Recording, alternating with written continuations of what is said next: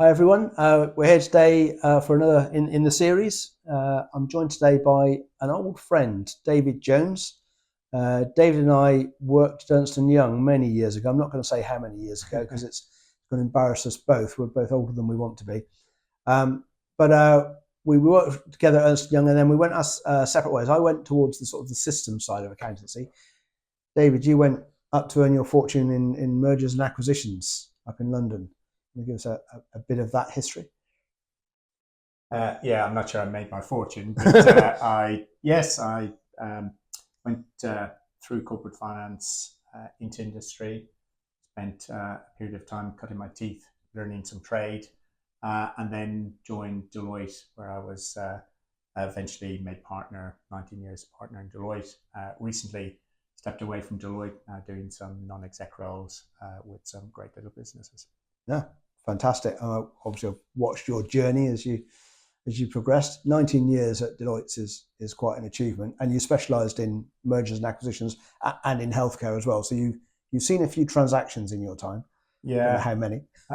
so a lot of transactions. 19 years of partner, actually, it's slightly longer at Deloitte.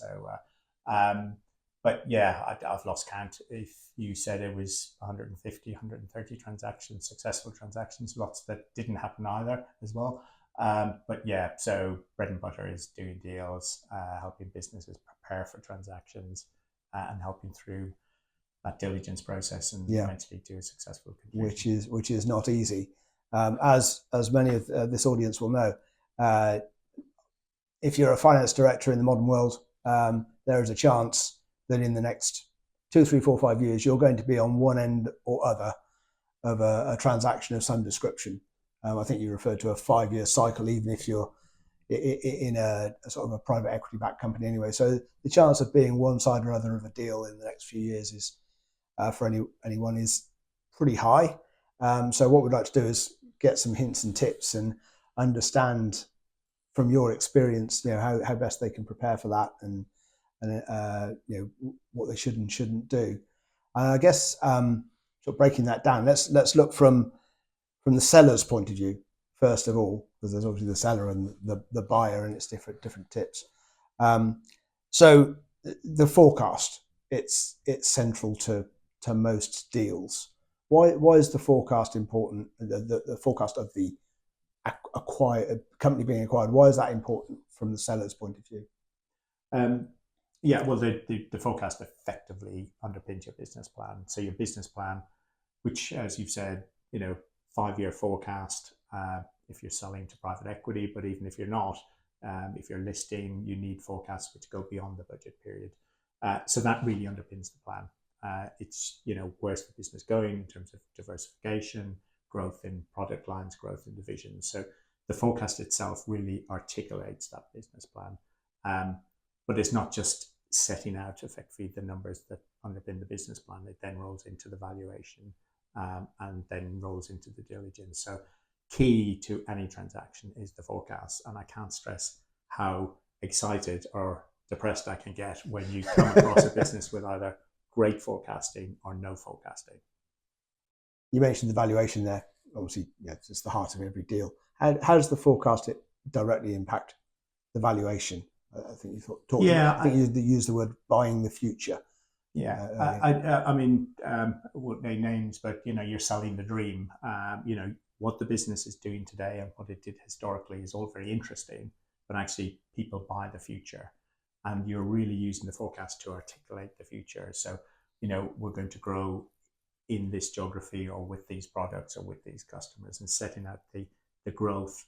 Now, the forecast is used to establish the EBITDA today, the run rate EBITDA, and if you're an FD, EBITDA run rates will become a topic of discussion very early on with your corporate finance advisor. But also then how that grows, and you may have periods of investment where actually, the business takes a step back in terms of profitability, but then that investment drives growth. So really setting that out goes to the heart of a valuation, whether it's just a straightforward multiples valuation of EBITDA or it's DCF valuations. They're all based on forecasts.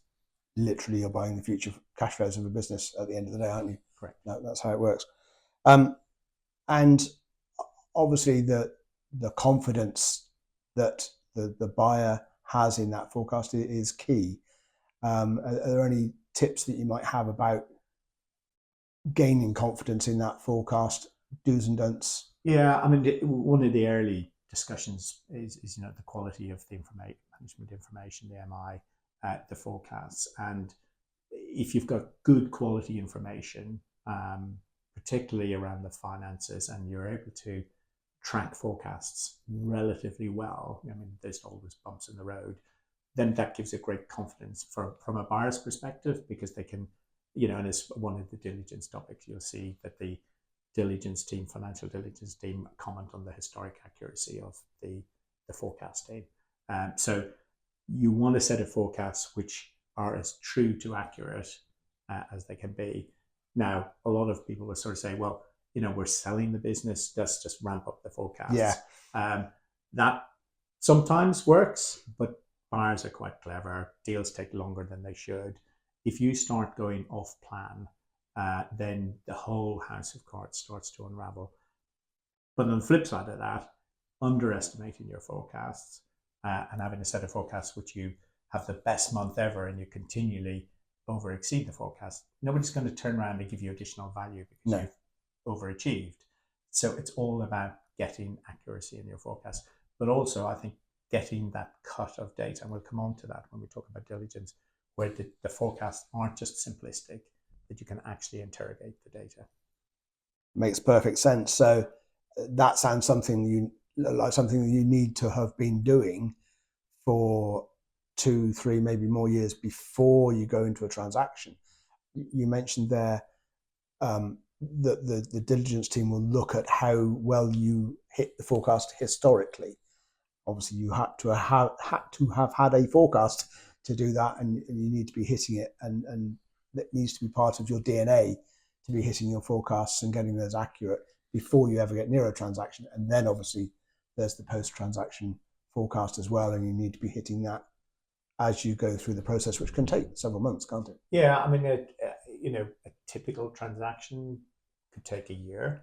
Some take longer, some take a lot less. But from the day you as a board and shareholders decide to go forward, there's probably a 3 to 6 month period of preparation, and then there's a 3 to 6 month period of being in the market, receiving offers, diligence. So you could do a deal in 6 months, you can do a deal in 12 months, but it is always about just doing the right thing, making sure that you've got the accuracy in your data. And I say, turning up and saying, "Oh, we'll knock together some forecasts now." The risk is they look like a set of forecasts that were prepared for the transaction. Yeah. Not a set of forecasts which, that forecasting is in the DNA of the finance team and the management team. So it's never too early to start this. But also, it should be, you should be forecasting where your business is going, not just budgeting for the next 12 months. Yeah, don't talk to me about budgeting. We will probably do another whole session on budgeting. It's not just having a forecast; it's confidence in the forecast. It's historically hitting the forecast. It underpins everything, doesn't it? And you touched on it: data cuts, data slicing, what-if analysis. It comes under different guises. How does that come into play? Yeah, so any transaction. There's lots of advisors. There may be a market diligence team looking at the market assumptions. Will the market for this product, technology, whatever it is, is it growing? Is it flatlining? What's the opportunities abroad? So you have market diligence, and then you have financial diligence, which is looking at the numbers itself and how the numbers are put together. So you've got your set of assumptions, and you build your forecast, and you have your set of market assumptions, which are, we're going to get 8% CAGR growth in this market because we've got a great product, and we're going to diversify into other markets, and we're going to get this sort of growth. That's all fine. You put it all together, and it all stacks up, and it all makes sense. But then you get all these questions coming in from a buyer, which will be, can you cut that by geography? Can you cut that by contract? And it's not just revenue. But can you tell me the profitability by customer or by contract? And those questions, if you've got a very simplistic model, built on, you know, a simple Excel spreadsheet, whilst it looks great initially, it all starts to unravel because you got to go back and start redoing the analysis. Yeah. So how can you kind of anticipate the questions that are going to be raised later on? And, you know, with a good M&A advisor, you kind of know what those questions will be. So you want to make sure that your forecasts are fit for diligence, and that the assumptions you are using, you know, are credible. Because you know, nobody's going to buy a business and spend £100 million without actually stress testing each of the assumptions that are in there.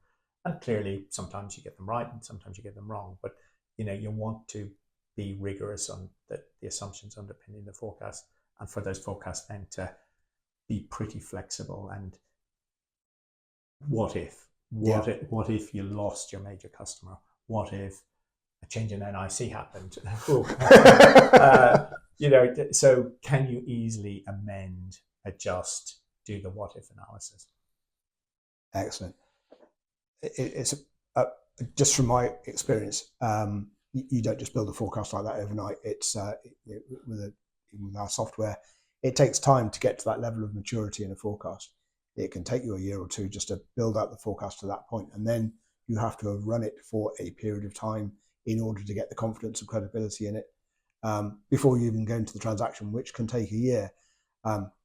It's a long lead time. So obviously I'd encourage people to do forecasting sooner rather than later and get onto a good system. So valuation step one, the diligence team comes in. You talked about some of the work the diligence team does and how it relies on the forecast. Are there any other aspects that they look at? Yeah, I mean, it will be important. If you switch this to the buyer's perspective, you know, if you're a private equity buyer in particular, you know, how do you buy a business? Will you tend to buy with a lot of leverage, a lot of debt?